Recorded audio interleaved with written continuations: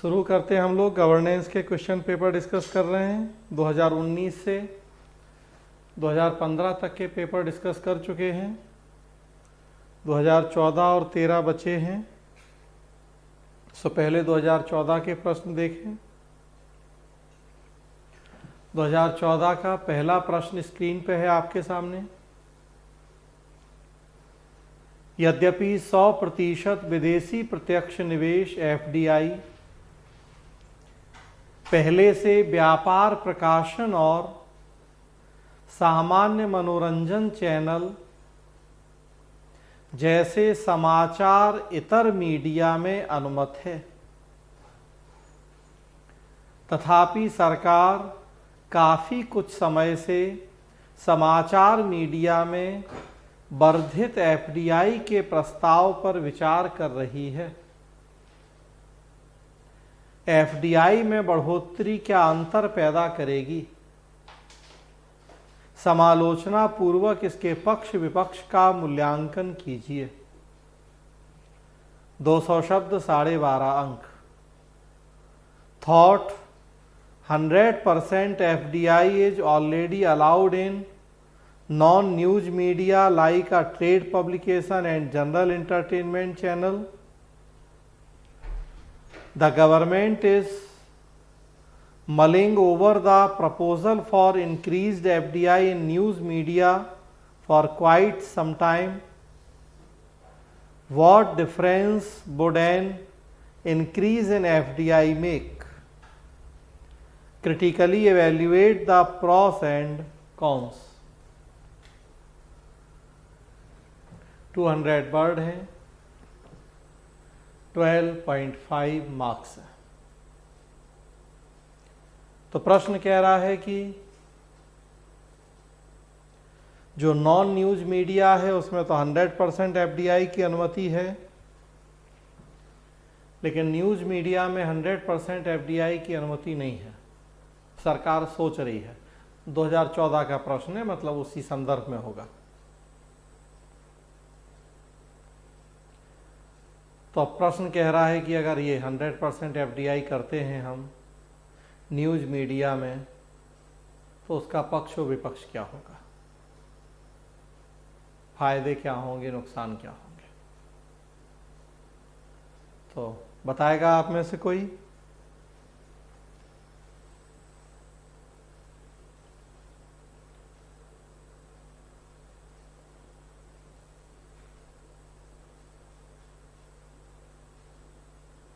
हाँ संतोष बताइए। Sir, FDI में अगर वृद्धि की जाती है तो कुछ लाभ भी सामने आएंगे। सर, बेहतर मीडिया लोकतंत्र के विकास और सुदृढ़ीकरण में सहायक होगा ये। फिर खोजी पत्रकारिता को भी बढ़ावा मिलेगा सर।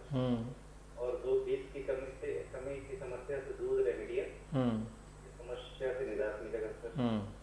मीडिया क्षेत्र में नई तकनीक, प्रबंधन, पारदर्शिता, उत्तरदायित्व का बेहतर निर्माण होगा। और समस्या मीडिया में FDI की सीमा में वृद्धि से पेड न्यूज पर रोक लगेगी। और सर, हानि में यह होगा कि सर भारतीय मीडिया पर विदेशी प्रभुत्व स्थापित हो जाएगा, जो देश की सुरक्षा और एकीकरण में नकारात्मक प्रभाव डालेगा। और देशी मीडिया के अस्तित्व में खतरा उत्पन्न हो सकता है। भारत का सर वेस्टर्नाइजेशन हो जाएगा, पश्चिमीकरण हो जाएगा, इससे भारतीय संस्कृति प्रभावित हो सकती है। और सर, विदेशी मीडिया राजनेता नौकरशाही की सांठगांठ से हमारे डेमोक्रेसी को खतरा दे सकता है। ठीक है, और कोई?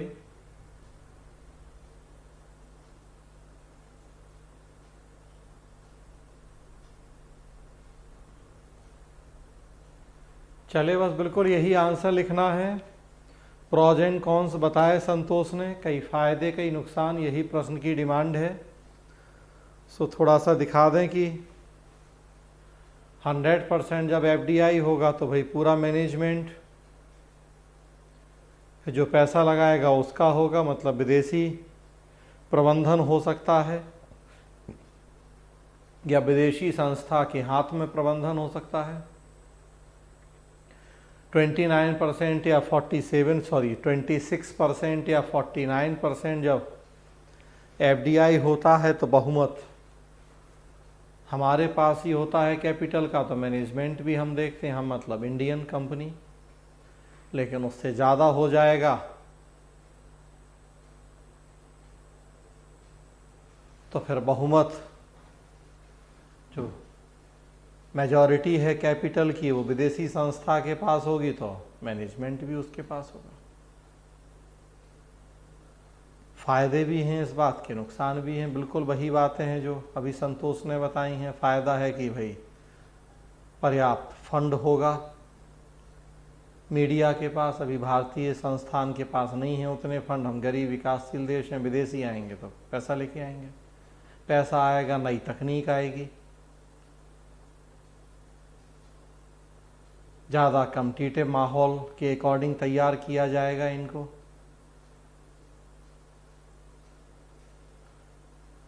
खोजी पत्रकारिता बढ़ेगी, सूचनाएं ज़्यादा बेहतर होंगी, या सरकार और राजनीति के दबाव से परे सूचनाएं होंगी तो लोकतंत्र के लिए भी अच्छा होगा।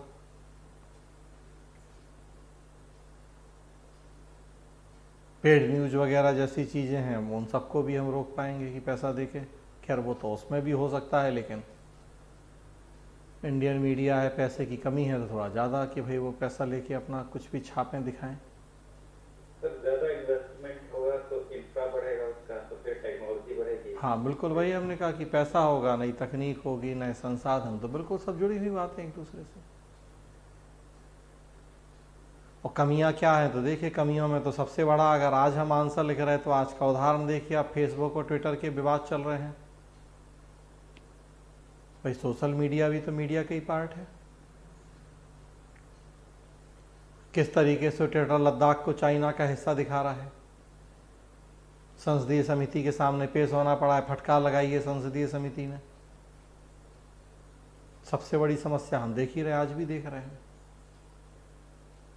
कि किस तरीके से फिर ये हमारी रक्षा, प्रतिरक्षा, एकता, अखंडता, इन सबको ताक पे रखते हैं। बस जो इन्हें ज़्यादा पैसा देगा, घूस खिलाएगा, उस तरह की न्यूज़ चलाएंगे, दिखाएंगे, गलत बातें फैलाएंगे हमारे देश में। कितना अच्छा भी एक व्हाट्सएप ग्रुप पे मैसेज देख रहे थे, हालांकि हम पूरी तरह से सहमत नहीं हैं, लेकिन हाँ एक एंगल वो भी है। आप लोगों ने भी शायद देखा हो कि भाई अब त्यौहार शुरू हुए हैं तो एक तरफ न्यूज़ आएंगी न्यूज़पेपर्स में, टीवी चैनल्स पे, कि फला जगह इतना नकली दूध पकड़ा गया, घी पकड़ा गया, मावा या खोआ जहाँ जो कहा जाता है वो पकड़ा गया। तो मन में ये बिठाया जाएगा कि भैया इंडिया, हमारी जो परंपरागत मिठाइयाँ हैं वो नहीं खाओ, दूध, पनीर इन सब से बनी हुई, मावा से बनी हुई, नकली उस नाम पे। और साथ में वहीं फिर ब्रेक में ऐड दिखा दिया जाएगा कि डेयरी मिल्क और कैडबरी और ये और वो, कि ये खाओ। तो वास्तव में कि उसके पहले मैंने नहीं दिया था इस चीज़ पे ध्यान, लेकिन जब उस दिन वो पढ़ा मैंने व्हाट्सएप मैसेज तो मुझे लगा हाँ बात तो काफ़ी सही है ये।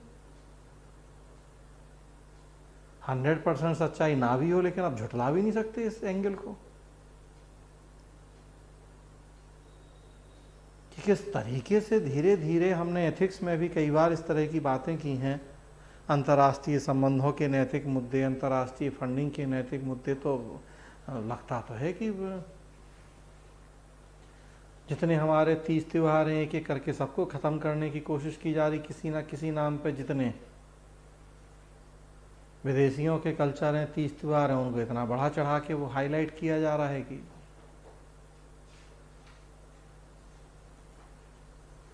तब विदेशी मीडिया होगा तो भाई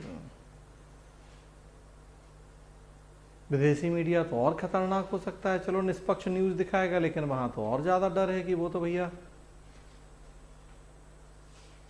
जो हमारी पॉलिटिकल पार्टीज हैं तो उनसे चंदा देने के नाम पे या जो भी, वो तो और ऐसा कर सकता है कि देश की एकता अखंडता ही खतरे में पड़ जाए। पूरे वेस्टर्नाइजेशन को, अपने कल्चर को धीरे धीरे थोपे, उस तरह की चीज़ें दिखाए, उस तरह की न्यूज़ दिखाए। हमारे कल्चर को, जो कि हमेशा से इतिहास लेखन में समस्या रही है कि भाई हमारी परंपरा और रीति रिवाजों को इतना घटिया बताया जाता रहा और वेस्टर्न कल्चर को इतना बढ़िया, कि ताकि धीरे धीरे हम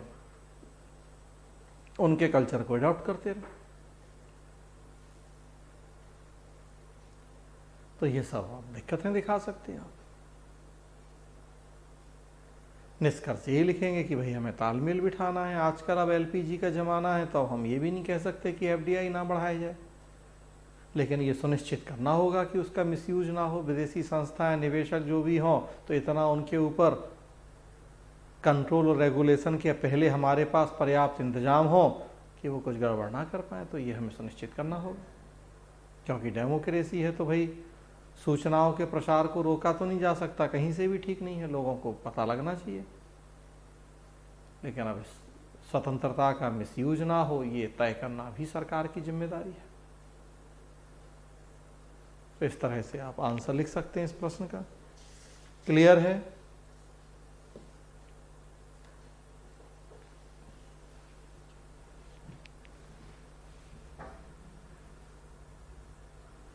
अगला देखिए, किरायों का विनियमन करने के लिए रेल प्रशुल्क प्राधिकरण की स्थापना आमदनी बंधे कैश स्ट्रैप्ड भारतीय रेलवे को गैर लाभकारी मार्गों और सेवाओं को चलाने के दायित्व के लिए सहायकी सब्सिडी मांगने पर मजबूर कर देगी। विद्युत क्षेत्रक के अनुभव को सामने रखते हुए चर्चा कीजिए कि क्या प्रस्तावित सुधार से उपभोक्ताओं, भारतीय रेलवे या कि निजी कंटेनर प्रचालकों को लाभ होने की आशा है। 200 शब्द, 12.5 अंक। The setting up of a rail tariff authority to regulate fares will subject the cash-strapped Indian Railways to demand subsidy for obligation to operate non-profitable routes and services. Taking into account the experience in the power sector, discuss if the proposed reform is expected to benefit the consumers, the Indian Railways or the private container operators. 200 word, 12.5 marks. बताएगा कोई?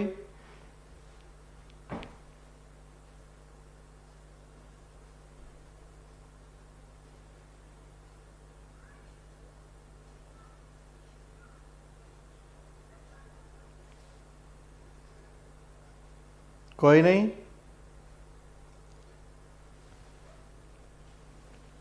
चलिए, प्रश्न कह रहा है कि अगर हम रेल टैरिफ अथॉरिटी बनाते हैं और या बना दी है, तो उसका फायदा क्या है, नुकसान क्या है। मेनली सार प्रश्न का ये है। एक तरफ कह रहा है कि ऐसा है तो भारतीय रेलवे को गैर लाभकारी मार्गों और सेवाओं को चलाने के दायित्व के लिए सब्सिडी मांगना पड़ेगी, लेकिन दूसरी तरफ ये भी पूछ रहा है कि उपभोक्ताओं, भारतीय रेलवे या निजी कंटेनर को लाभ होने की भी आशा। तो कहने का मतलब कि हमें रेल टैरिफ अथॉरिटी के गठन के जो प्रॉस कॉन्स हैं, फायदे नुकसान हैं, वो बताने हैं। तो देखिए, हम रेगुलेटरी अथॉरिटीज़ की बात कर रहे थे, ये भी वहीं की एक अथॉरिटी है, रेल टैरिफ अथॉरिटी। जैसा नाम है, यात्री किराए हैं, माल भाड़े हैं, उन सबको तय करने, रेगुलेट करने के लिए अथॉरिटी बनी है। अंग्रेजों ने जब हमारे देश में इंडियन रेलवे की स्थापना की थी तब उनका पर्पस तो लाभ कमाना था, या अपनी सेनाओं को एक जगह से दूसरी जगह भेजना, कच्चे माल को ट्रांसफर करना, उन सब पर्पस से उन्होंने बनाई थी रेल। इनफैक्ट जब एकवर्थ कमेटी की रिकमेंडेशन के बाद रेल बजट और आम बजट को अलग अलग किया गया था तो भी यही आर्गुमेंट थे कि रेलवे व्यवसाय करता है, लाभ के लिए काम करता है, तो बेहतर है कि इसे कॉमन बजट से अलग कर दिया जाए। लेकिन जब हम स्वतंत्र हुए उसके बाद अब ये पर्पज नहीं रह गया कि रेलवे को लाभ कमाना है, प्रॉफिट मेकिंग, ये पर्पज नहीं रहा रेलवे का। अब तो एक वेलफेयर स्टेट में रेलवे का पर्पज आप जान ही रहे, लोगों के कल्याण विकास से जुड़ गया। कम पैसे में लोगों को एक स्थान से दूसरे स्थान तक पहुंचाना, आरामदायक सुविधा देना, सफर प्रदान करना, ये सब पर्पज हो गया। परिणाम आप देखिए कि इंडिपेंडेंस के बाद तो रेलवे जनरली घाटे में ही चला। कभी कभी कुछ अब बात छोड़ दी जाए तो इंडिया रेल घाटे का ही सौदा रहा है।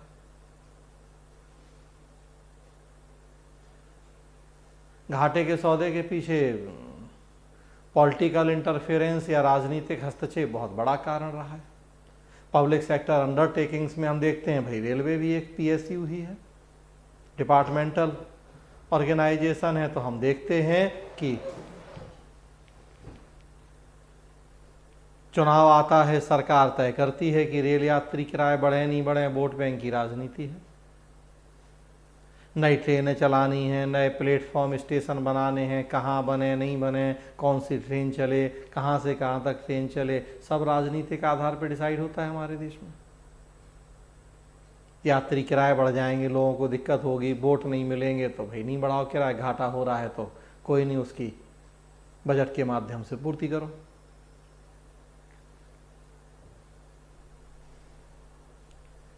आज भी आप देखिए सेम दूरी के बस के किराए देखिए, रेलवे के किराए देखिए, कितना अंतर है। दिल्ली से जयपुर, लखनऊ कहीं जाना हो, पटना, तो अब बस का किराया देखिए और रेल का। रेल में समय कम लगेगा, सुविधा होगी, बस में पैसा भी ज़्यादा लगेगा, आराम भी नहीं है, लेकिन फिर भी। तो इस तरह की समस्याओं से मुक्ति पाने के लिए रेल टैरिफ अथॉरिटी बनी। तो प्रश्न बस कह रहा है कि भाई क्या फायदे क्या नुकसान, और भाई विद्युत क्षेत्र, इलेक्ट्रिसिटी या पावर सेक्टर का भाई एग्जाम्पल ध्यान में रखिए आप इसको डिस्कस करते समय। तो पावर सेक्टर का जैसा हमने किया, डिस्कॉम्स बना दिए गए, वही जो इलेक्ट्रिसिटी या पावर सेक्टर्स के अब रेट डिसाइड करते हैं, प्राइवेट कंपनी इसको रेगुलेट करते हैं। दिल्ली में भाई टाटा है, एनडीपीएल या बीएसईएस है, रिलायंस है, तो दिल्ली में इतना बढ़िया बिजली सुविधा है, 24 घंटे बिजली है, कभी किसी तरह की कोई दिक्कत नहीं है, सॉल्यूशन बहुत ज़्यादा है लोगों के, अगर कोई ग्रीवांस हैं तो पैसा थोड़ा ज़्यादा खर्च करना पड़ रहा है लेकिन वैसी सर्विस भी मिल रही है। तो चीज़ें काफ़ी बेटर हो गई पहले की तुलना में। तो वैसे यहाँ कहा जा रहा है कि वो इसके फायदे, तो वही जो विद्युत क्षेत्र के फायदे हैं, तो यहाँ भी फायदे वही सब होंगे कि हम डिमांड सप्लाई के अकॉर्डिंग जैसी सुविधाएं दे रहे हैं, उसके अकॉर्डिंग अगर यात्री किराए तय करेंगे तो स्वाभाविक सी बात है सर्विस भी तो फिर वर्ल्ड क्लास मिलेंगी। आजकल देखिए आप तेजस वगैरह या जो प्राइवेट ट्रेन चला दी गई हैं तो सुविधाएं भी वैसी पा रहे हैं लोग। भाई सरकार दबाव डाल नहीं रही है कि जिसके जेब में पैसा नहीं है वो भी तेजस में सफर करे या वो भी बुलेट ट्रेन में बैठे। भाई उनके लिए वो पुराना वाला सिस्टम भी हम उसे बंद तो नहीं कर रहे कि फ्री में बे टिकट चढ़ जाओ, लेकिन जो पे करने में सक्षम है उसके लिए भी तो तो जब पैसा होगा रेलवे के पास, यात्री किराए बढ़ेंगे, माल किराए बढ़ेंगे, राजनीति का हस्तक्षेप रुकेगा, तो अगेन बातें फिर वही हैं, रेलवे अपना मॉडर्नाइजेशन कर पाएगा, पर्याप्त फंड होगा तो नई टेक्नोलॉजी, नई तकनीक होगी, लोगों को बेहतर सुविधाएं मिलेंगी, उनके सुरक्षा के इंतजाम किए जाएंगे, रेल एक्सीडेंट ना हो उसकी व्यवस्थाएं की जाएंगी, टाइमली रेलों का संचालन हो हम उसे सुनिश्चित कर पाएंगे। प्लेन जैसी सुविधाएं देखिए ट्रेन में हम दे रहे हैं तो तभी तो कि जब फिर उसके लिए बदले में हमें पैसा तो लेना पड़ेगा। हम सोचें सुविधाएं प्लेन जैसी मिल जाए, पैसा हम बिना टिकट वाला खर्चा करें तो कैसे संभव है। तो हम बहुत सारे फायदे हमें मिल जाएंगे। दिक्कत वही है जो यहाँ प्रश्न में लिखा है कि भाई कई ऐसे भी एरिया हैं जहां फायदा नहीं होता है फिर भी हमें रेल चलानी पड़ती है। उतनी डेंसिटी नहीं है, उतनी वहाँ पॉपुलेशन नहीं है, उतने वहाँ यात्री नहीं है, लेकिन फिर भी कई बार हमें ट्रेनें चलानी पड़ रही हैं। भैया हम जम्मू कश्मीर में विकास कर रहे हैं, विस्तार कर रहे हैं ट्रेन का, या नॉर्थ ईस्ट में, हो सकता है वहाँ हमें फ़ायदा ना हो। इतना दुर्गम इलाके हैं, बनाने की कॉस्ट लागत ही इतनी आ जाए, प्रोडक्शन कॉस्ट और लागत की, एस्टेब्लिशमेंट कॉस्ट की 20 साल तक हम वही नहीं वसूल पाए, और प्लस जो ऑपरेटिंग कॉस्ट है वो अलग, तो भाई घाटा होगा। लेकिन अब वहाँ भी चलाना जरूरी है क्योंकि सबको साथ लेके चलना है, देश की एकता अखंडता देखनी है, वहाँ के लिए सब्सिडी की जरूरत पड़ेगी, क्योंकि बंद हम वहाँ भी नहीं कर सकते।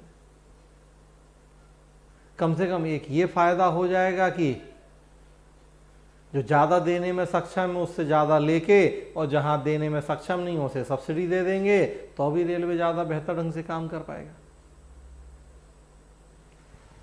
सरकार ने रसोई गैस सिलेंडर में गिव इट अप योजना चलाई, तो क्या कहा भाई कि जो सब्सिडी की ज़रूरत नहीं है वो अपनी सब्सिडी छोड़ दे, और उसके माध्यम से फिर उज्ज्वला योजना के तहत देखिए आप कितने करोड़ों परिवारों, महिलाओं को सिलेंडर दे दिए। तो रॉबिन हुड टाइप भूमिका हो कि अमीर से लेके गरीब में बांटो, तो ये सब हम कर पाएंगे इस रेल टैरिफ अथॉरिटी के माध्यम से। जहां जरूरत है वहां सब्सिडी लेंगे, तो वो अभी भी सब्सिडी सरकार देती है, बल्कि सब्सिडी तो कम ही हो जाएगी, क्योंकि जो प्रॉफिटेबल सेक्टर है वहां तो कम से कम वो अब समस्या नहीं होगी। आज वहां भी समस्या होती है राजनीतिक हस्तक्षेप की वजह से। तो ये यहाँ क्वेश्चन में पूछ रहे थे कि चर्चा कीजिए कि क्या प्रस्तावित सुधार से उपभोक्ताओं, भारतीय रेलवे के कंटेनर प्रचालकों को लाभ होंगे। हाँ, तो सबको फायदा, वही सब बातें एक साथ हमने बता दी, आप अलग अलग कर सकते हैं। उपभोक्ता को फायदा है कि बेटर सर्विस मिलनी है, टाइम पे आवागमन हो जाना है, सुरक्षा के इंतजाम हो जाने हैं। रेलवे को फायदा है कि फंड रहेगा तो वो अपना आधुनिकीकरण कर सकता है, नई टेक्नोलॉजी को एडॉप्ट कर सकता है, और निजी कंटेनर प्रचालकों को भी फायदा है, क्योंकि भाई वो तो लाभ के लिए ही आए हैं। अब जब अलग से रेल टैरिफ अथॉरिटी रहेगी तो वो फिर राजनीतिक हस्तक्षेप से परे होकर काम करेगी, उसी के अकॉर्डिंग वो किराया तय करेगी, माल भाड़े वगैरह, कि वो निजी कंटेनर मालिकों को भी फायदा होगा। हमने वो आपको एक साथ सारे बातें बता दी, आप अलग अलग यहाँ कर दीजिए उसका। ठीक है,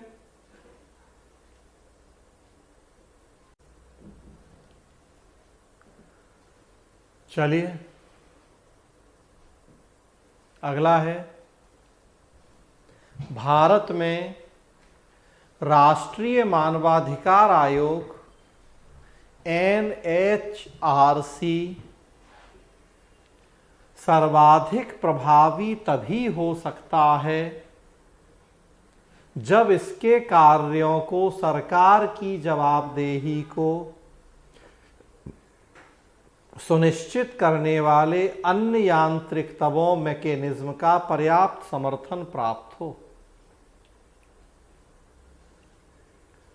उपर्युक्त टिप्पणी के प्रकाश में मानव अधिकार मानकों की प्रोन्नति करने और उनकी रक्षा करने में न्यायपालिका और अन्य संस्थाओं के प्रभावी पूरक के तौर पर NHRC की भूमिका का आकलन कीजिए। 200 शब्द 12.5 अंक। National human rights commission NHRC in India can be most effective when its tasks are adequately supported by other mechanisms that ensure the accountability of a government. In light of the above observation, assess the role of NHRC as an effective complement to the judiciary and other institutions in promoting and protecting human rights standards. 200 word 12.5 marks। बताएगा कोई?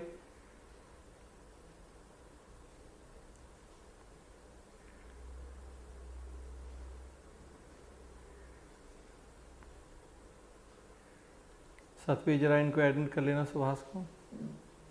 कोई बताएगा?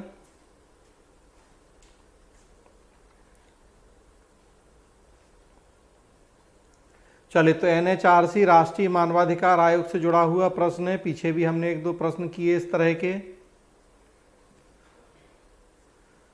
प्रश्न कह रहा है कि मानवाधिकार आयोग तभी प्रभावी भूमिका निभा पाएगा जब और दूसरी संस्थाओं या मैकेनिज्म का भी सपोर्ट होगा। जब सब मिलजुल के काम करेंगे, सब में आपस में कोऑर्डिनेशन होगा, तभी NHRC प्रभावी होगा। तो ये बिल्कुल सही बात है। हम बात कर रहे थे कि हम लोगों के देशों में संस्थाएं बहुत सारी बना ली जाती हैं, आपस में कोऑर्डिनेशन नहीं होता है, तो संस्थाएं समस्या सुलझाने की बजाय और उलझाने लगती हैं।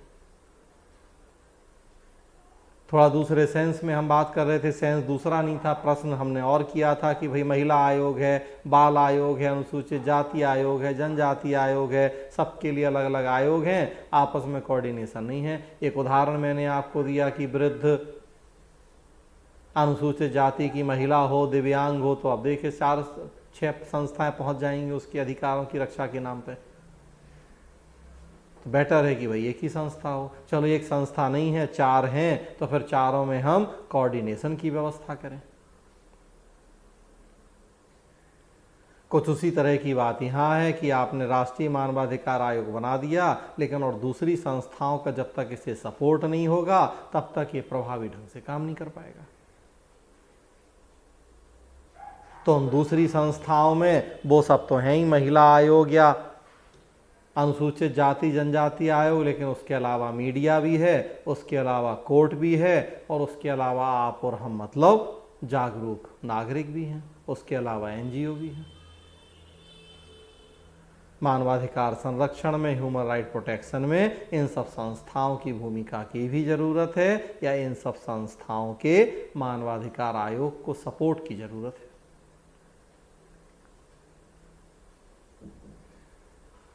स्पेशली मानवाधिकार आयोग की कोई अपनी जांच एजेंसी नहीं होती है, राज्य की पुलिस या राज्य की जांच एजेंसी के ऊपर निर्भर होता है। आप सोच के देखें कि अगर वो राज्य की पुलिस और जांच एजेंसी सहयोग नहीं करेगी मानवाधिकार आयोग को, ये क्या कर पाएगा? कुछ नहीं।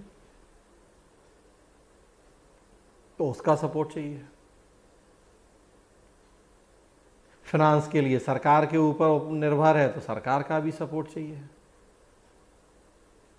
बिना इन सब के सपोर्ट के काम नहीं होगा। मीडिया का सपोर्ट चाहिए कि ताकि मीडिया प्रमुखता से इस तरह की बातों को उठाए, मानवाधिकार उल्लंघन के मामलों को, और फिर मानवाधिकार आयोग ने क्या कार्रवाई की है उसको जनता के बीच में ले जाए, जागरूकता पैदा करे। लोगों को भी आगे आना होगा। तो बस ये सारी बातें हैं। मानवाधिकार आयोग की भूमिका सलाहकारी होती है, तो कोर्ट को भी फिर वहाँ सपोर्ट करना पड़ेगा मानवाधिकार मामलों में दंड के प्रावधान करके।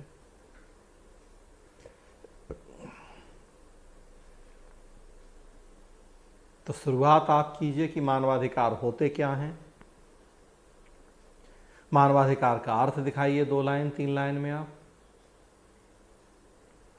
मानव के मूलभूत अधिकार जो एक सभ्य और सुसंस्कृत जीवन जीने के लिए आवश्यक माने जाते हैं हम मानवाधिकार कहते हैं। प्रकृति प्रदत्त अधिकार होते हैं जो प्रत्येक व्यक्ति को इसलिए मिलते हैं क्योंकि उसने मानव योनि में जन्म लिया है। सर, इसकी परिभाषा देखते हुए राष्ट्रीय मानवाधिकार आयोग की कार्यशक्तियां फिर राष्ट्रीय मानवाधिकार आयोग पे आप आ जाइए इसके बाद कि हमने मानवाधिकारों के संरक्षण के लिए 1993 में मानवाधिकार संरक्षण अधिनियम के तहत ह्यूमन राइट प्रोटेक्शन एक्ट बनाया था पार्लियामेंट ने 1993 में। उसके तहत ये एनएचआरसी की स्थापना की है। एनएचआरसी का संगठन और काम क्या है वो दिखाइए फिर आप।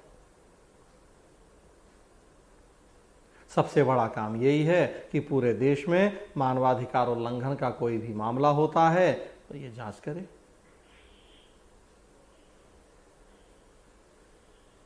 लोगों में प्रचार प्रसार करे, मानवाधिकार संरक्षण के मार्ग में जो बाधाएं आती हैं उन्हें दूर करे। तो ऐसे कई काम सौंपे गए हैं, संक्षेप में उनकी बात कीजिए और तब उसके बाद फिर आइए कि मानवाधिकार आयोग ये कार्य, ये भूमिकाएं तब तक सही ढंग से नहीं निभा सकता जब तक कि फिर जो हमने शुरू में बातें बता दी वो कि जब तक कि अन्य दूसरी संस्थाओं का ऐसे सहयोग सपोर्ट नहीं होगा, सबके बीच में तालमेल नहीं होगा, कोऑर्डिनेशन नहीं होगा। मीडिया, पुलिस, उसमें सब मीडिया है, पुलिस है, न्यायपालिका है, जनता है, हमें सबका सहयोग चाहिए, सपोर्ट चाहिए। एनजीओ वगैरह हैं तो बस फिर अब ये दिखा देना है, कंक्लूड कर देना है। तो ये आपका इस प्रश्न का आंसर हो जाएगा। क्लियर है? आगे बढ़ें।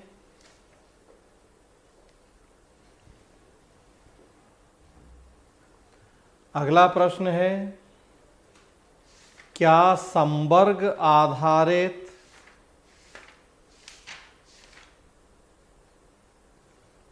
सिविल सेवा संगठन भारत में धीमे परिवर्तन का कारण रहा है? समालोचना पूर्वक परीक्षण कीजिए। 200 शब्द, 12.5 अंक। Has the cadre based civil services organisation been the cause of slow change in India? Critically examine. 200 word, 12.5 marks। बताएगा कोई?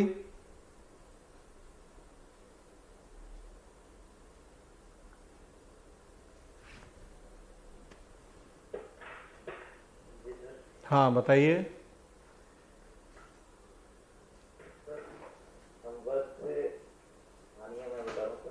जैसे एक ही क्षेत्र में और विभाग में दीर्घकालिक तैनाती से लॉबिंग, भाई फरीदाबाद, प्रचार का काम हो सकता है और कैडर बेस्ड सिस्टम से सिविल सेवकों की विशेषज्ञता भी अक्सर सीमित हो जाती है क्योंकि एक विशेष राज्य तक ही वो सीमित हो पाते हैं और अपने दृष्टिकोण में संकीर्ण हो जाते हैं और फिर राजनीतिक वर्ग के साथ उनका साठगांठ हो जाता है सर और उसका ध्यान विकास एजेंडे से हट जाता है और राजनीतिक दृष्टिकोण की तरफ झुकाव ज्यादा हो जाता है।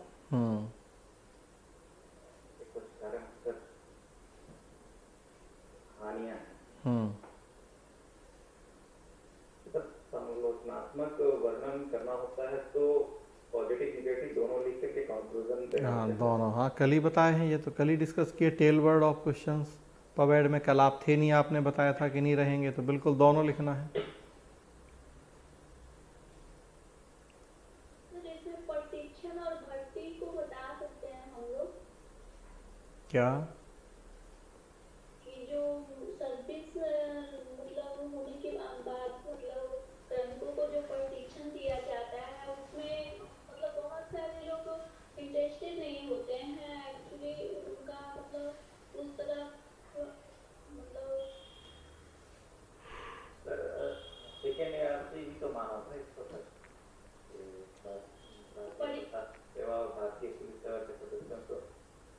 उनकी योग्यता वरीयता के हिसाब से उन्हें कैडर प्रोवाइड किया जा सकता है। तो सर दीर्घकालिक तैनाती से अधिकारी को राज्य में और किसी कल्चर सोसाइटी को समझने में मदद भी मिलती है सर। सर सेवा आधारित जो प्रशिक्षण लेते हैं लोग उसमें उतना इंटरेस्टेड नहीं होते हैं, मतलब एक तरह से ये भी इसका कमी रहा है धीमी गति से लोग। लेकिन फायदे से ज्यादा नुकसान सर आप। हाँ नहीं ठीक है, बिल्कुल ठीक है। सेकेंड ARC ने माना है इस बात को, जो ये प्रश्न लिखा है। सेकेंड ARC ने कहा है कि भारत में जो उतना सामाजिक आर्थिक राजनीतिक क्षेत्र में विकास नहीं हुआ, परिवर्तन की गति धीमी रही, तो कई कारणों में एक कारण है ये कैडर बेस्ड सिविल सर्विस। ये सेकेंड ARC ने माना, इसीलिए ये प्रश्न पूछा है UPSC ने। तो कैडर सिस्टम की कमियां बतानी हैं और इसीलिए कैडर सिस्टम को फिर वो चेंज किया गया था, जो आप देख रहे हैं कि अब वो ग्रुप बना दिए गए, जोन बना दिए गए 5-5, 6-6 राज्यों के मिला के। तो उसी के बाद फिर ये मोदी सरकार ने चेंज किया कैडर सिस्टम में कुछ। तो ऑल इंडिया सर्विस, अब वैसे देखिए तो पॉलिटी का क्वेश्चन है। आर्टिकल 312 हम वहाँ पढ़ेंगे, हालांकि लोक सेवा हमें यहाँ गवर्नेंस में पढ़ना है, लोकतंत्र में लोक सेवाओं की भूमिका, लेकिन संविधान का भी पार्ट होगा वो। तो हमने कहा था कई प्रश्नों का नेचर ऐसा है कि वो अब हम कहाँ रखें, ये एक विवाद का मुद्दा रहेगा। तो आर्टिकल 312 में हम देखते हैं all India service, Akhil Bharatiya सेवाएं, उनकी कई महत्वपूर्ण विशेषताएं हैं। उसमें एक महत्वपूर्ण विशेषता कैडर प्रणाली, कैडर सिस्टम भी है। जब आप परीक्षा पास करते हैं, ट्रेनिंग जाते हैं, उसी के दौरान आपको कैडर का आवंटन होता है। बहुत सारे स्टेट कैडर हमने बनाए हुए थे, कोई एक स्टेट आपको कैडर के रूप में मिलता है, जीवन भर उस कैडर में आपको अपनी सेवाएं देनी होती हैं। उस कैडर से कुछ समय के लिए केंद्र में भी बुलाया जाता है आपको, सेंट्रल में, दिल्ली में, यहाँ सेवा देते हैं आप, वापस कैडर में भेज दिया जाता है आपको अपने। आना जाना चलता रहता है। उसके बाद फिर केंद्र सरकार चाहे तो कैडर बदल सकती है, लेकिन जनरली कैडर बदला नहीं जाता है। अपवाद है कि तभी कैडर चेंज होता है, अदरवाइज जो कैडर एक बार मिल गया, अब जीवन भर उसी कैडर में आपको काम करना है। कैडर सिस्टम काफ़ी बात रहा है हमारे देश में। एक तो कि कैडर आवंटन की प्रक्रिया ट्रांसपेरेंट नहीं रही है।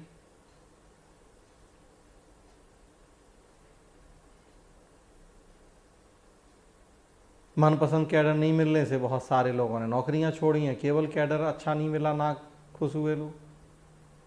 यूपी MP बिहार वालों को नॉर्थ ईस्ट कैडर दे के भेज देंगे तो अब उन्हें वहाँ नहीं मजा आएगा। साउथ वालों को नॉर्थ, नॉर्थ वालों को साउथ, तो कई दिक्कतें होती हैं। पर्पज ये है जो ऑल इंडिया सर्विस का नाम है कि भाई हम देश में एकता अखंडता को सुनिश्चित करें, तो हमने ये कैडर सिस्टम किया। लेकिन अब कैडर सिस्टम की दिक्कतें, एक तो वही कि पसंद का कैडर नहीं है तो लोग बेमन से काम करते हैं, नौकरी छोड़ देते हैं। कई बार योग्य व्यक्ति आना नहीं चाहते हैं। बहुत सारे लोग अब आज की डेट में, आप जैसे यंग लोगों का, बहुत सारे लोगों का ऐसा मानना और कहना है कि भाई हम स्टेट सर्विस देंगे, डिप्टी कलेक्टर DSP ही बनेंगे, एक पोस्ट नीचे ही, लेकिन कम से कम अपने राज्य में तो रहेंगे, अपने घर में रहेंगे।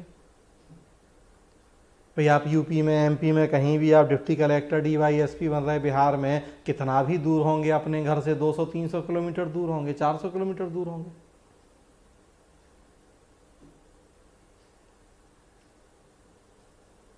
कलेक्टर SP बन गए, लेकिन यूपी के, बिहार के हैं, और पता पड़ा कि केरल में कि अरुणाचल प्रदेश में कि नागालैंड में कैडर मिल गया, तो फिर तो एक पोस्ट जरूर ज़्यादा मिल गई, लेकिन पूरी ज़िंदगी अब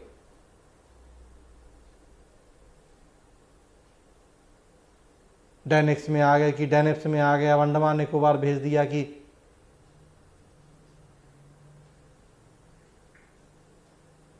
तो होता क्या है कि अब तो एक बड़ी समस्या ये देखी जा रही कि आजकल की जो नई पीढ़ी है, काफ़ी योग्य व्यक्ति वो आने ही नहीं चाहते इन सेवाओं में। वो खुश हैं अपनी स्टेट सर्विस में कि एक पोस्ट नीचे कम से कम अपने स्टेट में, अपने घर के आसपास में है। जैसा कि नाम है अखिल भारतीय प्रशासनिक सेवा, तो इसको भी स्टेटमेंट को सर यह हतोत्साहित करता है कैडर, क्योंकि हाँ बिल्कुल, नाम अखिल भारतीय सेवा है, सिमट जाते हैं एक राज्य विशेष तक, बस जो कैडर मिला जीवन भर उसी राज्य में सेवा देनी है। योग्य व्यक्ति आएंगे नहीं, आ गए तो बेमन से काम करेंगे क्योंकि उन्हें पसंद का कैडर नहीं मिला, तो कैसे आप डेवलपमेंट का काम कर पाएंगे? जो पर्पज है कैसे सॉल्व होगा? उसके अलावा अब एक ही राज्य में रहना है तो वहां के जो पॉलिटिकल लीडर हैं, जो सरकार है, उसको खुश करेंगे, उसकी चमचागिरी चापलूसी करेंगे।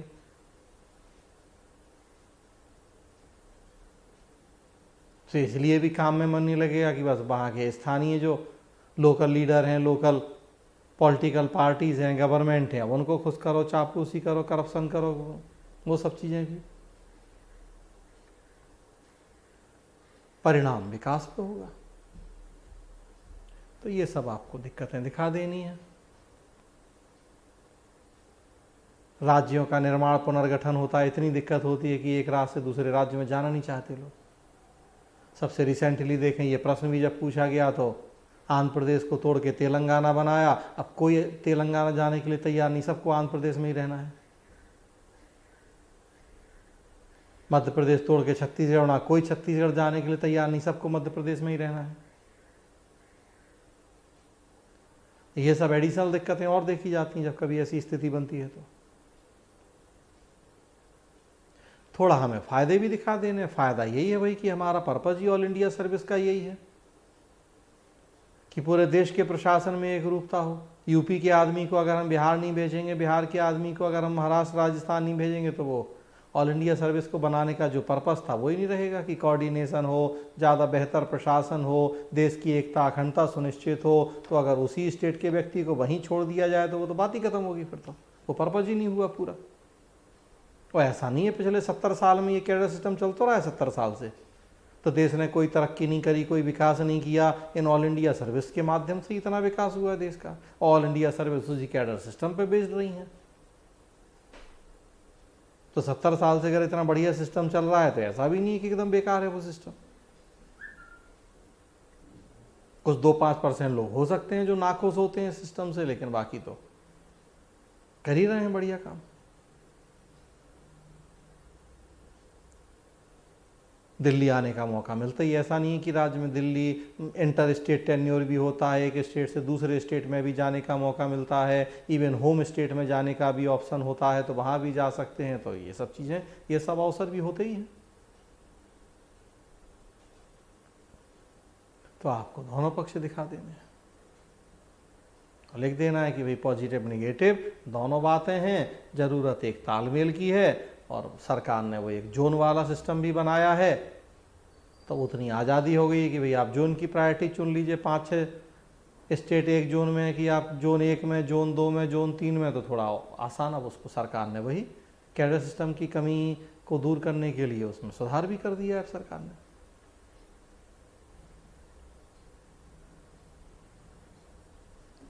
क्लियर है? जी सर।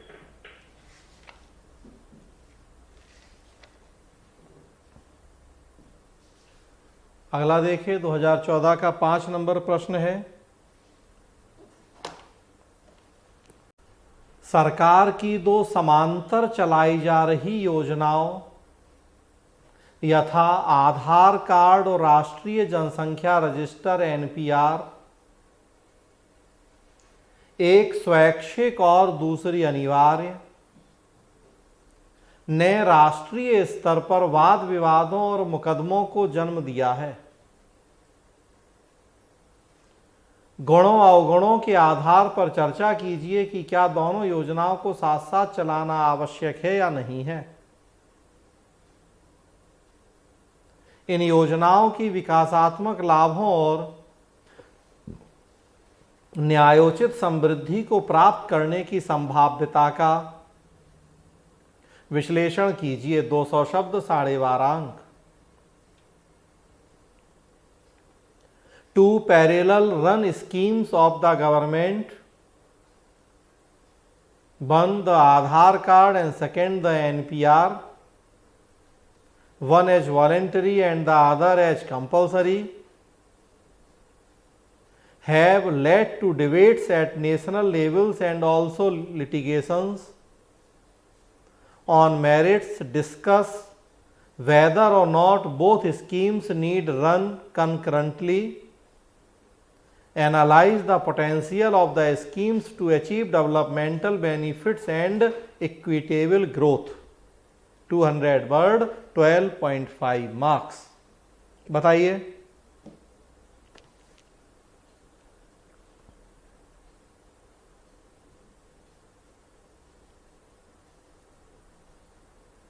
कौन बता रहा है? मेरे अनुसार तो दोनों अलग अलग चीजें हैं। आधार कार्ड को जैसा कि हम तो इस पर सुप्रीम कोर्ट का भी फैसला आ चुका है। कोर्ट ने भी माना है कि यदि आपको कोई सरकारी लाभ लेना है, सब्सिडी लेना है, तो आपके पास आधार नंबर होना चाहिए। मतलब ये सरकार ने जो एक डीबीटी योजना चलाई, डायरेक्ट बेनिफिट ट्रांसफर, मतलब सरकारी सब्सिडी है सीधे लाभार्थी के खाते में भेजने की योजना, उसके लिए आधार को मैंडेटरी किया। मतलब आधार के माध्यम, आधार के जरिए अब ये पता चल जाता है कि सही बेनिफिशियरी के पास जो बेनिफिट है पहुंच रहा है कि नहीं। और मतलब ये भारत के नागरिकों के लिए है। ये बात अलग है कि बांग्लादेश से आए कुछ घुसपैठिए जो पश्चिम बंगाल में घुसे हुए हैं, उन्होंने भी ये बना लिया है। ये बात अलग है, लेकिन ये है कि देश के नागरिकों को ये है कि यदि आपको कोई लाभ लेना है, एक यूनिक पहचान है ये। इससे मतलब ये पता चल पाता है कि हाँ ये जो आदमी है ये सही आदमी है, हमारे देश का नागरिक है। मेरे अनुसार जब एनपीआर है, एनपीआर में ये प्रावधान है कि आप वो देश का नागरिक हो या बाहरी भी हो, बाहर का भी हो, लेकिन जितने भी लोग हमारे देश में रह रहे हैं उन सबका एक नेशनल पॉपुलेशन रजिस्टर हो, ताकि पता चल सके कि हमारे देश में रहने वाले लोगों की संख्या कितनी है। इसमें ये नहीं है जो हमारे नागरिक हैं या नहीं है, कितने लोग अभी रह रहे हैं किसी स्थान पर 6 महीना से अधिक रहने वाले, मतलब कोई भी व्यक्ति जो किसी स्थान पर 6 महीने से अधिक समय से रह रहा हो, 6 महीने या उससे अधिक समय से रह रहा हो, उनका नाम इस रजिस्टर में दर्ज हो जाए। इसमें उनसे पूछा जाता है कि आप किस काम के लिए यहाँ रह रहे हैं, कब से रह रहे हैं, आगे कब तक रहना है, ताकि सरकार जो योजनाएं बनाती है उसके लिए एक डेटा उसके पास हो कि भाई कितने लोग हमारे देश में रह रहे हैं, मतलब उनकी आर्थिक स्थिति कैसी है, किस किस प्रकार के लोग हैं।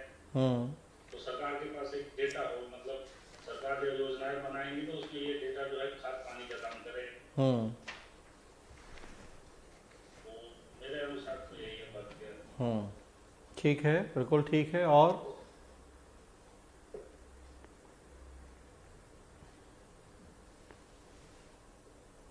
और कोई कुछ बताना चाहता है? पहले सर आधार कार्ड और एनपीआर में डिफरेंस बता देंगे, फिर बताएंगे कि आधार कार्ड स्वैच्छिक है, मतलब ऐसा नहीं कि अनिवार्य किया गया है, कोर्ट भी इसे स्वैच्छिक माना है कि जो मतलब पारदर्शिता स्थापित करना है तो आधार कार्ड मस्ट है, तो ऐसा नहीं कि किसी पे जोर जबरदस्ती किया जाएगा, वो जो है। फिर इसके मतलब लागू होने पे अगर से गुण और अवगुण बताना है तो सबसे बड़ा गुण तो यही है कि पारदर्शिता होगी, भ्रष्टाचार है मतलब जो वो कम होगा हमारे यहाँ, मतलब किसी भी पहचान सभी का मतलब क्लियर होगा, सभी व्यक्तियों का। उसके बाद फिर क्या होगा, फिर उसका अवगुण में बताएंगे कि जो डाटा इकट्ठा होगा आधार का जो लिया जाता है, तो उसके लिए हमारे पास ऐसा कोई चेक टाइप का नहीं है कि वो कहीं और उसका डाटा शेयर ना हो। इससे मेन मुद्दा ये है कि सभी का जो निजी डाटा है वो कहीं मतलब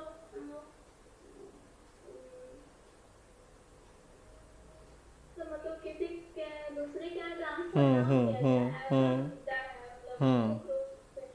और जो एनपीआर है सर, वो तो हमारे जो जनसंख्या है भारत का उसके लिए निवास किया गया है, ताकि जो घुसपैठिए हैं उसको कंट्रोल किया जाए। और जो जनसंख्या का मतलब ये यहाँ है कि जो 6 महीने से लोग रह रहे हैं उन सभी की मतलब एक जगह जो 6 माह से अधिक समय से रह रहे हैं उन्हें यहाँ मतलब एक रजिस्टर एनपीआर बनाया जाएगा, और उसमें बहुत सारे कॉलम्स होंगे जिसमें मतलब नॉर्मल वो होंगे कि कैंसिल करना है। उसमें ये नहीं है सर कि आधार कार्ड जैसा हमारा आई का ये करना है 5 फिगर, ये सब उसमें नहीं दर्ज होगा, नॉर्मल एफडीआर है। तो इसलिए वो हमारे यहाँ वो उससे भी पारदर्शिता आएगी और उस पैसे कम होंगे उससे, और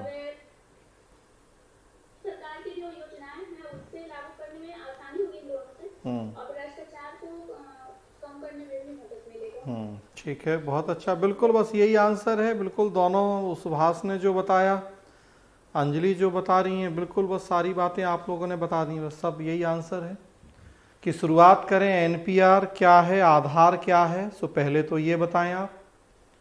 तो दोनों बातें आप लोगों ने बताई। राष्ट्रीय जनसंख्या रजिस्टर, जो लोग हमारे देश में रह रहे हैं, कितनी जनसंख्या है, उसका एक रजिस्टर तैयार हम कर रहे हैं।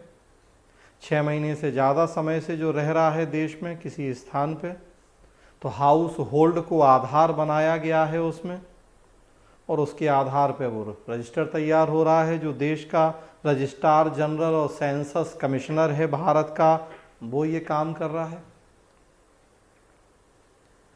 और आधार के लिए यूनिक आइडेंटिफिकेशन भारतीय विशिष्ट पहचान प्राधिकरण नाम की संस्था बनाई गई है। 12 अंक का वो एक नंबर होता है। आधार कार्ड बायोमेट्रिक जानकारियां होती हैं, तो वो आधार कार्ड।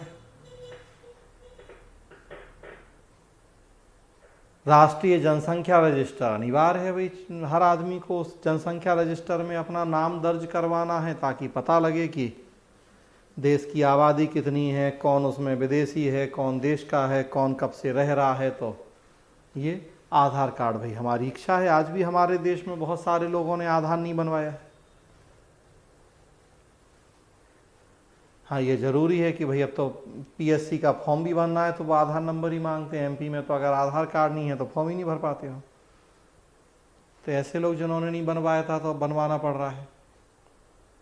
खैर, लेकिन फिर भी ऐच्छिक है, नहीं भी बनवाइए आधार, एक पहचान पत्र है बाकी। लेकिन जैसा आप सुप्रीम कोर्ट ने भी कहा है, सुभाष ने बताया कि अगर सरकार की किसी कल्याणकारी योजना का फ़ायदा उठाना है, सब्सिडी वगैरह, तो फिर है आधार कंपलसरी। सरकार ने कर दिया, कोर्ट ने मोहर लगा दी, तो अब देख लीजिए, आपको वो सब सुविधाएं चाहिए, फ़ायदे चाहिए तो बनवाओ, फिर नहीं चाहिए वो सरकार की सुविधाएं, सब्सिडी, कोई बात नहीं, नहीं बनवाओ। जबकि वो एनपीआर बाध्यकारी है, मैंडेटरी है, और आधार ऐच्छिक है, तो फिर ये दिखा देना है हमें। अब आरोप यही लगे हैं कि ये डबल काम करने का क्या मतलब है कि आधार भी बना रहे लोगों का अलग से, एनपीआर में भी पूरा उतना मेहनत कर रहे हैं, पैसा भी खर्च हो रहा है, और सेम वही बात की लगभग एक जैसे दो अलग अलग काम कर रहे हैं आप, तो क्यों नहीं दोनों को मिला दो। ये डबल अलग अलग मेहनत करने का क्या मतलब। 56 तो कार्ड लोगों के पास हो, 56 आप एफर्ट करें तो बेसिक वास्तव में करप्शन ही बढ़ता है इनसे। ज़्यादा नई नई चीज़ें, ज़्यादा नियम कानून बना दो तो आधार के लिए लाइन लगाओ, फिर अब उसके बाद जनसंख्या रजिस्टर में नाम दर्ज करवाने के लिए फिर उसमें उसके लिए लोग घूस मांगे। खूब देखिए अखबार में आ रहा है कि 200-500 रुपये, 1000 रुपये लेके आधार कार्ड बन रहे हैं हमारे देश में।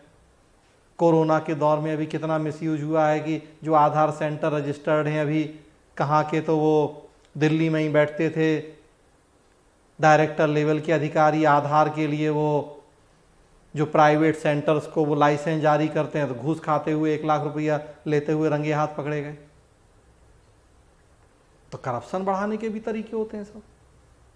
फोटोकॉपी दुकानें या देखिए जहां वो आधार का जिन्हें रजिस्ट्रेशन मिला है कि वहां आधार कार्ड बनते हैं, अब उसमें क्या एक मिसयूज हो रहा है। उस दिन अखबार में पढ़ रहे थे कि अगर उनके पास वो बायोमेट्रिक वाली 2 मशीनें हैं, ज़्यादा मशीनों का रजिस्ट्रेशन करवा लेंगे। एक मशीन क्या की है उन्होंने कि आस पड़ोस या दूसरे मोहल्ले में किसी दुकान पर रखवा दी है, वहाँ उसका रजिस्ट्रेशन नहीं है, वहाँ रखवा दी है मशीन। रजिस्ट्रेशन यहाँ है, यहाँ के नाम पे 2 मशीनें ली हैं, यहाँ एक ही मशीन चला रहे। एक मशीन दिखा दिया है कि मशीन खराब हो गई है, काम नहीं कर रही है, कुछ ऐसा, और जबकि रखवा दिया है उसे कहीं दूसरी जगह पैसा लेके। अब वहाँ वो 500 या 1000 रुपया लेके फर्जी आधार कार्ड बना रहा है। उसमें बांग्लादेशी हो चाहे जो हो, 1000, 500, 2000 खर्चा करो और आप बनवा लो आधार कार्ड। ये खूब हो रहा है हम लोगों के देश में।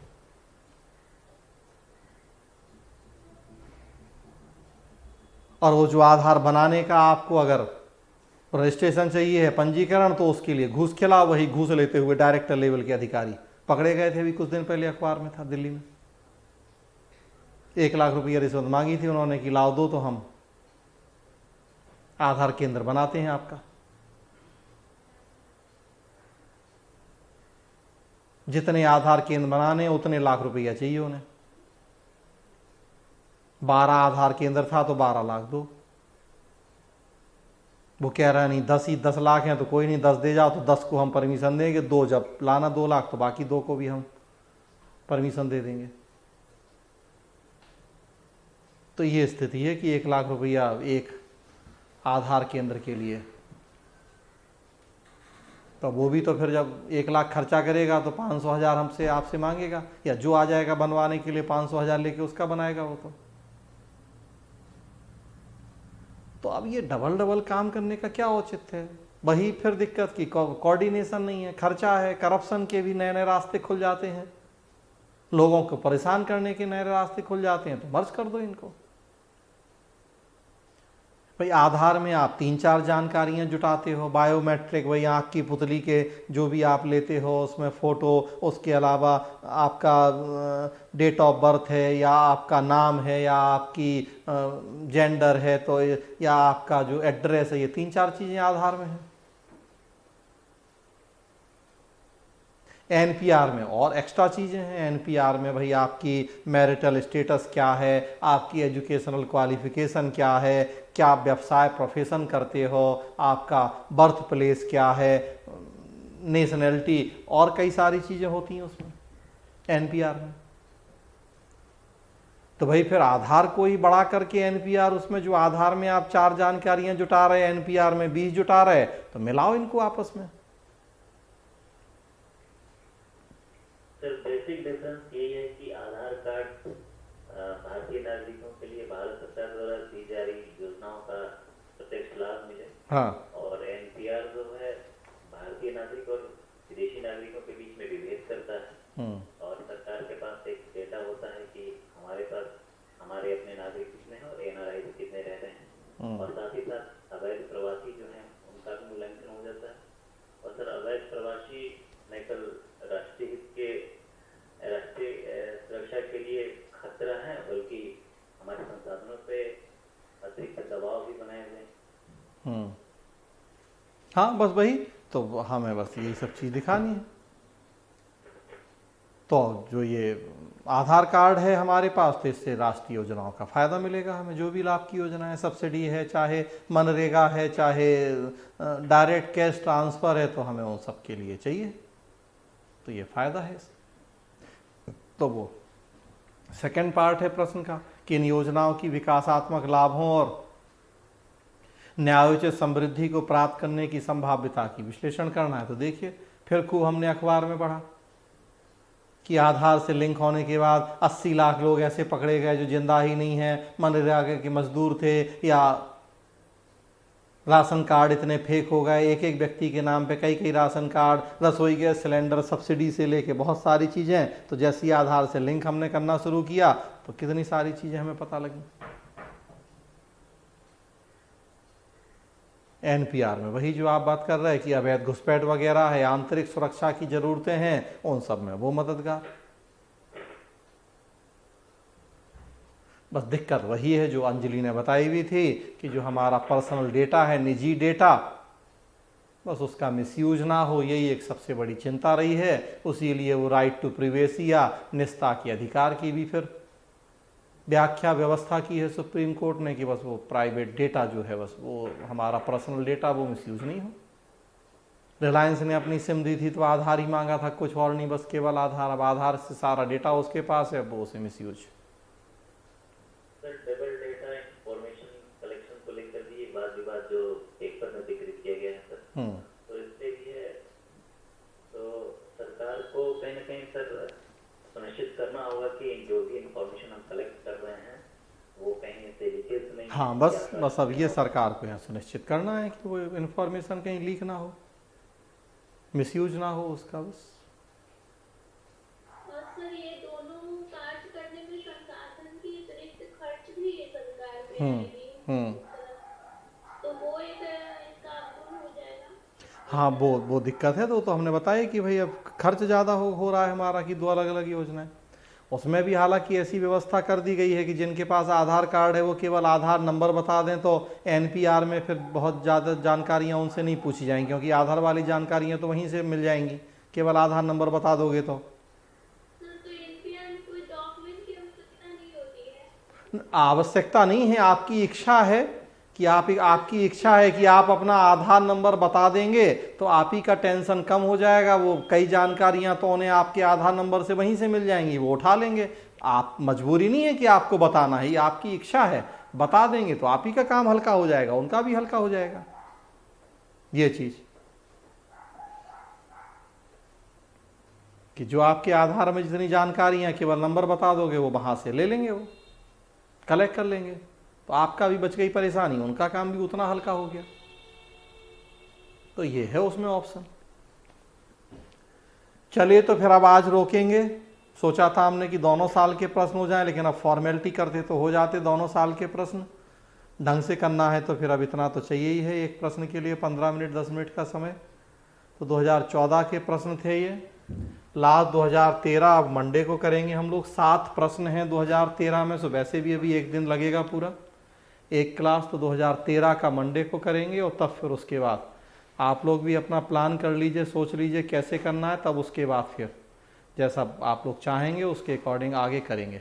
तो मंडे को लास्ट चलेगा 2013 वाला क्वेश्चन पेपर डिस्कशन, और तब तक आप लोग सोचें कि कब कैसे एथिक्स चाह रहे हैं, कब कैसे गवर्नेंस, तो उसके अकॉर्डिंग फिर हम आगे शुरू करेंगे। डिस्कशन से हम लोग का हेजिटेशन समाप्त होता है सर, बोलने में बहुत ही टेक्निक होता अब है। फायदा तो खैर है ही है, बहुत फायदा है कि देखिए अब ये टॉपिक, अब डायरेक्टली कई टॉपिक ऐसे हैं जो हम लोग गवर्नेंस में नहीं पढ़ेंगे। अभी एनपीआर आधार कहीं सिलेबस में नहीं है हम लोगों के, तो हम ऐसे पढ़ेंगे नहीं वो टॉपिक। कम से कम क्वेश्चन डिस्कस होने से इतनी चीज डिस्कस हो तो गई 20 मिनट 15 मिनट, एक टॉपिक ही डिस्कस हो गया एक तरह से 15-20 मिनट ही। वैसे सिलेबस में कहीं नहीं है, हम क्यों पढ़ेंगे। सोशल जस्टिस का पार्ट अब कहीं लिखा कहीं नहीं है पढ़ाने में। सोशल जस्टिस में कोई पढ़ा है तो पढ़ा दे, अदरवाइज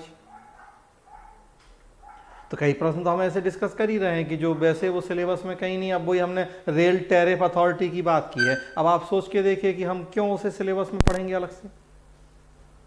50 अगर रेगुलेटरी अथॉरिटी है तो 50 थोड़ी हम पढ़ेंगे भाई, 2-4 पढ़ेंगे ज़्यादा जो चर्चित पॉपुलर है।